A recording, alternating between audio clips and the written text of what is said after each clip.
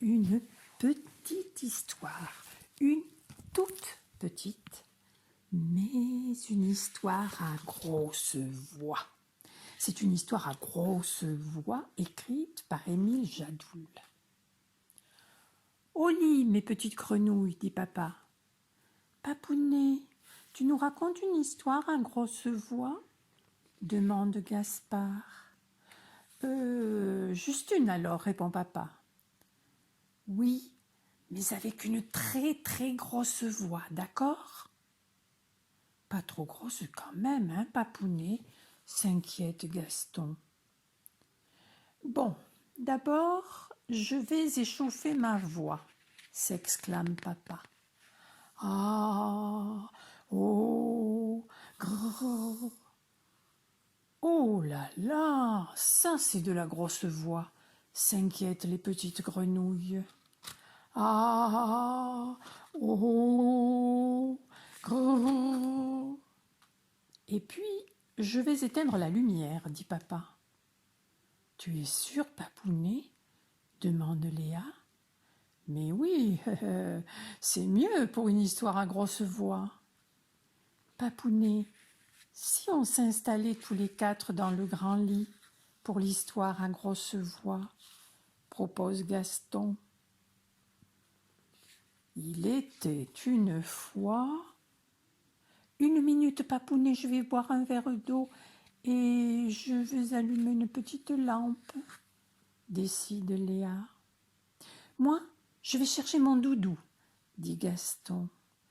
Moi, je pense que je dois faire pipi avant l'histoire à grosse voix, dit Gaspard. L'histoire à grosse voix va commencer, s'impatiente papa. Papounet, je glisse dans le lit, dit Léa. J'ai pas assez de couverture, rouspète Gaspard. Où est mon doudou? Demande Gaston. Il était une fois un loup qui... Papounet, c'est bien toi cette grosse voix? S'inquiètent Gaston et Gaspard. Tu peux juste faire une voix un peu moins grosse, tremblote Léa. Bon, si on lisait l'histoire à grosse voix une autre fois, rassure papa. Tu as un peu peur aussi de la grosse voix, hein, Papounet? Demande Gaspard. Un peu, sourit papa. Et si on lisait une histoire à petite voix? Proposent les petites grenouilles. D'accord, chuchote papa.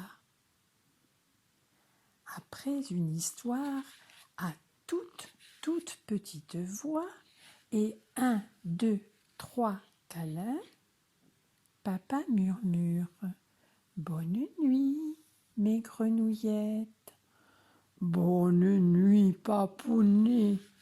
crient d'une grosse voix les 3 petites grenouilles. Et mon histoire est finie.